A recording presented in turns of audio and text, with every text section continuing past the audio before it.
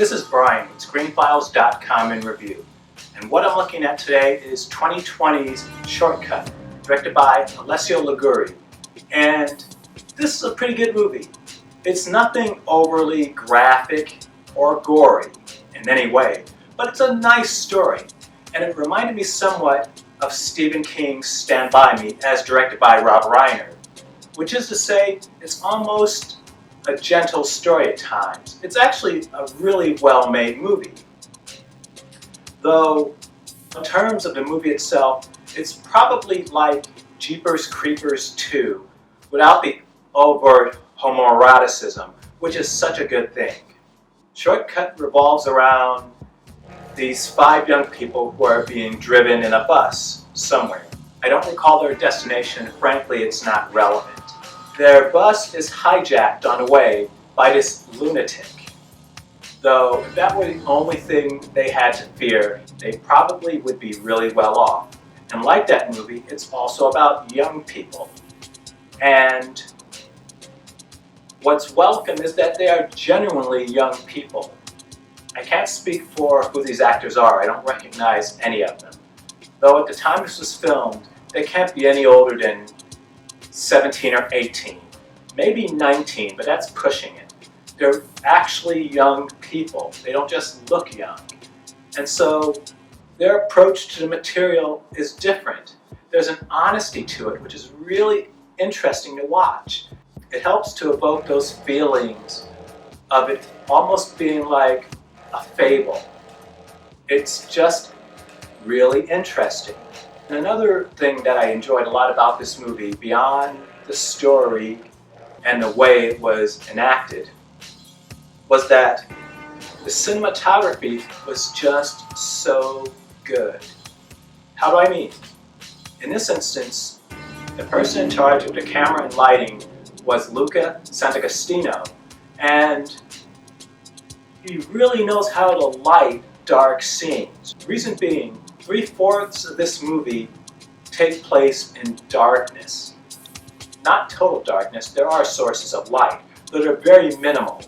And Santagostino manages to make the scene clear in that despite there being mainly darkness, you can tell what's happening. And the scene doesn't seem to be lit by having hidden sources of light somewhere. It just seems just enough to see clearly by, which again, if you've seen movies like Alien vs. Predator Requiem, you have to understand how difficult this is to do, which is even more impressive when you take into account that Shortcut probably had a production budget that didn't cost as much as catering on Alien vs. Predator Requiem. It's just well done. It's a movie I think young people would also enjoy quite a bit. Not only because its stars are primarily young people, but because of that storybook lyrical quality to it. It's just a very well done, nice horror movie. It's effective. The story doesn't have leaps in logic that make no sense.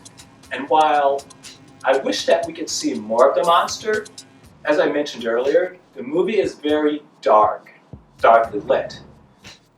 Well, dark thematically speaking as well. And so you do see the monster eventually, but you never really see it that clearly.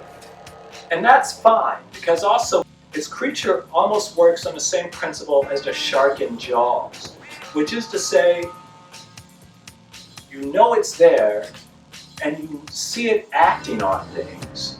You don't necessarily need to see it.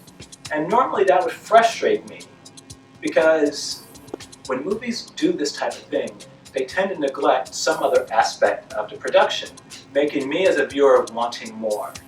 This movie, Shortcut, doesn't fall into that trap.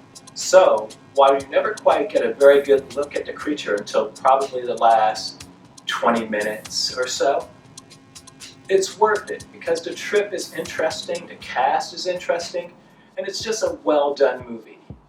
Shortcut is an Italian-German co-production, and I'm coming to notice lately that we're seeing a lot of innovation coming from other nations, which isn't meant to diminish or demean the United States in terms of producing horror, though it is to say that there's some really interesting stuff coming from overseas. So what do you think?